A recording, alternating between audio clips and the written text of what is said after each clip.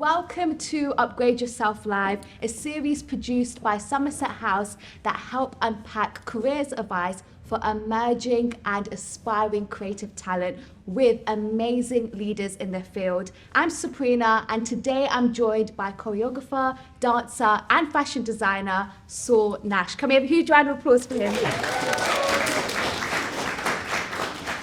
how are you doing?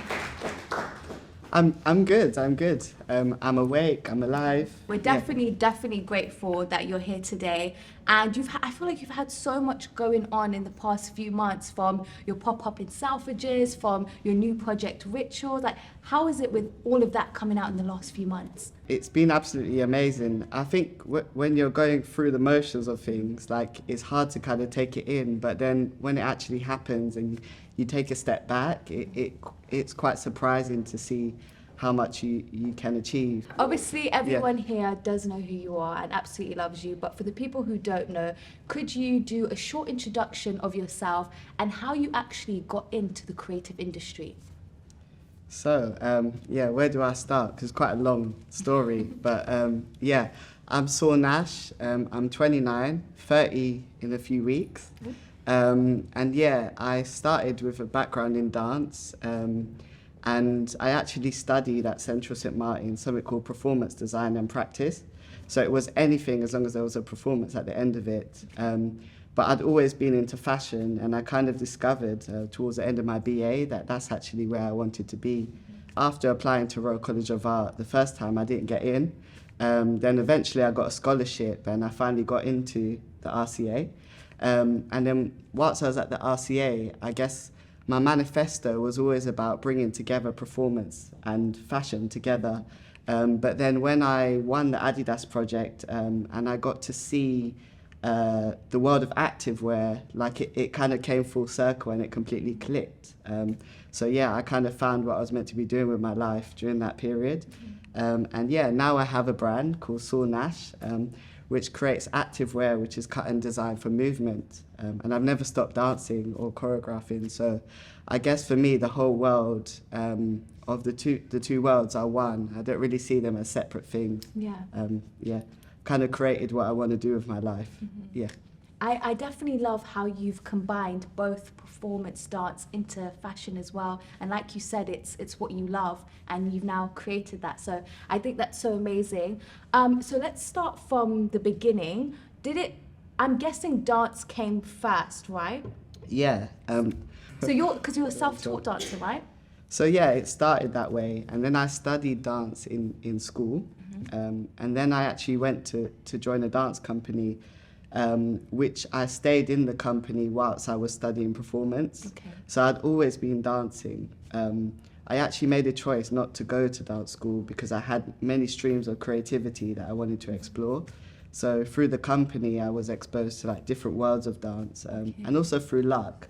Like somebody saw me landing wrong on my knees and then took me in and gave me the technique. So yeah, it's been quite I guess, diverse journey of learning as a dancer. So when you first started, was it like, I'm going to do dance and that's it, and this is going to be like my full passion that I'm going to pursue?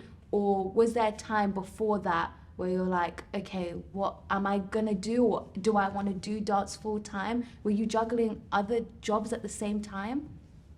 So yeah, I guess when you say juggling jobs, there's kind of layers to it, I guess, because when I was young, I just always loved dancing. It was just something I was so passionate about. But I did actually in school struggle because the art teacher would fight the dance teacher about which summer school I need to be at. Because I think, dance is quite, even though it's a visual art, it's something you do with your body. I always needed to have a kind of outlet creatively. So I did draw. I was really interested in I guess visual arts as well. Starting out in the industry, especially for creatives, is really difficult because it's difficult to be full-time in the beginning because it doesn't pay that greatly. So I think a lot of creatives, when they start out, it definitely is with the thought of juggling different jobs.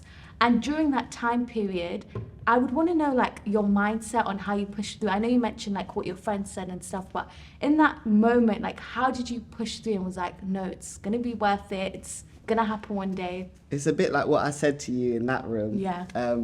Because I'm always smiling. I'm quite positive as a person. I think like when I was in uni, I became a little bit negative maybe because I spent a lot of time, I guess, comparing myself to other people. Okay. But I think one day it just clicked to me that like, you know, I have my own path, or I have my own journey, and I kind of learnt to be, I wouldn't like to use the word content because I believe you should always, that's just how I work hard. But I think just kind of understanding your place in the world is really important, because then you understand that it's steps and there's not really a rush. Like it's okay that you're working in a cafe, but you just don't lose sight of where it is that you want to end up. Because I do believe, like I was just in Australia and I met a lot of, I guess, successful people that I'd never heard of, which is showing you that, you know, the world is big and there's a space for everybody in it. So I think like in times where it feels really hard, it's really important to stay positive and I guess persevere, because it really does shape you. The bad as well as the good shapes you and builds your character as a person. Yeah, I think the journey is definitely important. And I love that you said there's space for everyone, because I think it sometimes feels like we need to reach there now, or like this person's going to take this idea and it's going to be gone. But I think definitely there's space for everyone. I think also it's hard today in this day and age, like especially when you're constantly watching what other people are doing online. And I think it's really important to take a step back. And I don't think everything is, I guess, as it seems. So it's important to just, I guess, question what your reality is. And I think that's definitely the case with social media. I think it's definitely like highlight reels and not people's true story. And I think everyone needs to remember that when looking at it. So 100% agree. So going on from dance to now starting your brand. So I heard that you said that you actually in the beginning struggled to find clothes that you wanted to dance in. Yeah. Is this how the brand started? Yeah, it starts from a place of questioning what I wanted to wear or what I didn't have. But particularly in dance, like I didn't feel like there was anything which straddled the line between fashion or was stylish. Yes, you have Y3, but there was nothing for me as a dancer. Yeah. So that's where the starting point came from with the brand.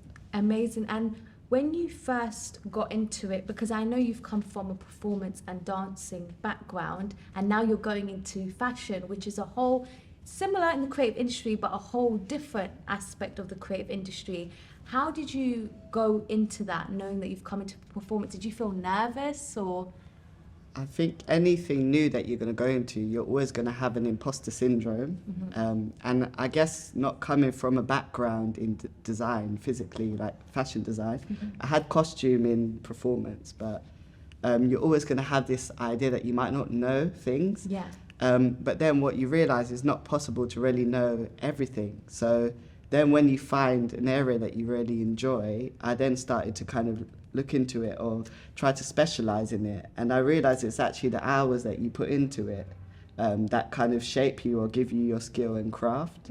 So I think in the beginning, you're always going to go into a space feeling like maybe you don't belong there, but then you actually realise that you know, there's a space for you there. Yeah. Would you say that's how you overcame your own imposter syndrome? Oh, definitely. Yeah. And I think to this day, like every successful creative, or most people I know, the imposter syndrome might never leave, because there's always a new challenge that you might not have experienced or been ready for. So I think that's a forever battle. Like it's not. Yeah, I don't think you ever leave that feeling. Yeah, because I think we sometimes forget, even the people at the top like have imposter syndrome. Yeah. And because even when you look at them from outside, you think, oh my God, they don't. They know 100% know what they're doing. They feel confident. But I think everyone does. And that even makes the feeling better that everyone has. Because you're always trying new things. Yeah. No, 100%. And when starting your brand, what would you say was like one of the most difficult things that you had to like experience in doing that, and how did you like overcome that? I used to sell crisps in the playground in school. Okay. And I think when you go art school, it's always about exploring your creativity, but there's not much conversation about commerce. Okay. So I think when I first started the brand, you know, even things like registering yourself as a company, all of those kind of steps, I kind of discovered them intuitively, but I had to tune back into that boy that sold crisps in order to kind of understand how to navigate it. Yeah. And I think that was the most kind of difficult thing about starting a brand. Like, I was always worrying, oh, am I going to go to jail for doing something wrong? Or, yeah. Yeah. Do you feel like that in itself in starting brands should be taught more in different places, or? I think maybe what's important to teach is that it's not really essential for every person to start a brand. Like, I think what was beautiful in my master's is the head of course, Zoe Broach, she always said that there's a space in the industry for everybody. Yeah. And I think that's quite healthy, is when you know your, I guess, craft and, you know, understanding what you can bring to the world. Or I think maybe a previous assumption is that everyone has to start a brand, and I think some people might discover they're a brilliant designer who can work anywhere. So in the work that you do, I think we can see in your brand and who you are as well, is the importance of community and friends and family. Why is that so monumental in what you do? So I think as a creative, it's important to be able to tell your story. I think, you know, when you kind of speak in your kind of truth, it's quite exciting, I guess, in the world, because you show a different perspective, or you're like a gateway for, I guess, people that maybe don't come from where I come from to see or understand. But what was really important for me, I guess, in creating the brand is also to elevate the people around me. So, you know, often when you see sportswear, or when I grew up, the connotations of sportswear were often negative. So when I started my brand, I wanted to almost show it through a positive light, and to almost show it as a poetic or beautiful thing. And also it's quite fun to move forward with your family and your friends, and, you know, people that almost share similar values to yourself. Yeah. And I think watching it as well, it seems very authentic, and I think that's what makes people love your brand and what you do, is the fact that it's authentic and you can feel that love of friends and family in it. So I think that's amazing. Thank you. I really, really love that. So like we said, that this live is all about getting tangible advice for aspiring and emerging creatives. So I think this is a good time to share the 3 pieces of advice that you wanted to tell everyone that you live by. So we will get into the first one, and you said that your first piece of advice was, don't be scared to try new things and be open to failure. It is okay to make mistakes. Why did you choose this piece of advice? I chose this piece of advice because it's something I learned for myself. Like, there's this feeling that you always want to do everything perfect the first time. And I think the moment I failed, it's like I felt so ashamed of it. Yeah. But then actually when you think about it in hindsight, it's actually the failures that you learn from and you grow from as a creative. Yeah. And could you think of like an example of a time in your life where you did fail and you pulled yourself back up from that? Oh, okay. It's quite a simple one. But I once was doing this dance move and I slipped and I fell on my back, like live in front of an audience. And then I had to kind of get back up and just continue with the performance. But that like, I couldn't sleep. I was so embarrassed. Yeah. I can imagine. Yeah. But I think even like watching dancers anyways, I think when the dancer always picks themselves back after that, it's like you don't even remember it anymore. Like, you just forget about it. Yeah. That even happened. I think like if we saw a dancer like trip and they dwelled on it and they were like, oh my God, get me off the stage, I think we would definitely remember that. Yeah. So I love that one. The second piece of advice that you shared was, be open to share your experiences and learn from others. Why did you choose that one? I chose that because I guess like throughout my kind of I guess, learning and into my career, you're always surrounded by other people. And there were times that I go into a space and I felt a bit ashamed about where I come from. And actually through kind of self-learning and self-reflection, I actually learned that it's okay to be yourself and it's enough to be yourself. And nobody else's experiences outweigh others. Because I think that, you know, if we go back to imposter syndrome, and even like feeling of, you know, like when I was at uni in my BA, my tutor always said, oh, there's a story that you want to tell, but I feel like you're holding back from telling it. And I guess I was telling what they thought I should be saying. But then when I think about it, it was okay, because the moment I made my brand, I started to speak how I wanted to speak, and it was resonating with people. So I do believe that it's okay to be yourself and like never be ashamed of who you are, what you can bring to any space. And I think when you do share who you are, a lot of people seeing that and watching that feel seen themselves, especially with the conversations that you put out, because not only does your brand show like performance and dance, you also speak about a lot of important conversations, like for example, like about masculinity and kind of what that looks like. Before you even put out these ideas, do you ever get nervous about doing that? Oh yeah, so I definitely do.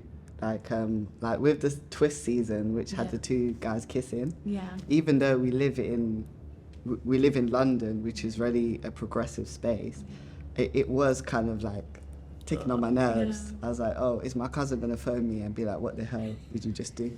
But yeah, like you always get nervous, because especially when your work is really there's an element of autobiography in it. You're about to kind of give the world a piece of you, so I guess you are slightly nervous. Yeah, but then when it's out, it's out. Yeah. And like when it was out, I'm sure a lot of people again felt seen, and I was like, wow, like this is really interesting. Yeah, I was really surprised. Like across the world, it's resonated with people. So I thought, wow, yeah. And also with the piece of advice you put, like it's important to learn from others. Do you have anything that you remember that you've learned from someone else that's really helped you in your career?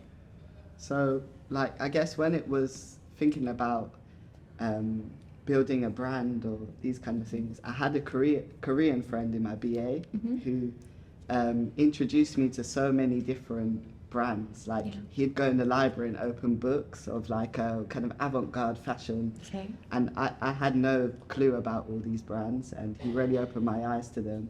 Or he'll take me shopping and show me, because he was quite rich or quite wealthy, and he'll shop in certain boutiques and he'll bring me along with him, and I'd get to see inside of the garments. And I think I'd be quite shy to go in there on my own. So I think it was quite nice to be able to, he was clearly comfortable shopping in there. Yeah. I think that even shows it's good to like the people in your circle and your field. It's good to have different types of people, so they can be exposed to things that maybe you might not be exposed to before. And I think dance, I guess that dance kind of created this open-mindedness, because in dance there are people from many different walks of life. So I think dance kind of taught me to be open and I guess think outside of the box a little bit. Do you feel like when you do your dance and your fashion stuff, I know it's been put into one, but do you feel like your thought process is different when you do those two? Or? Oh, that's interesting. I guess yes, but then at the same time, no.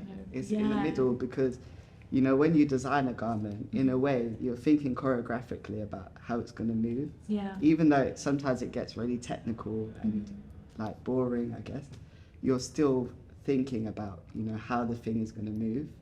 And then obviously dance is thinking about how the body's going to move in space.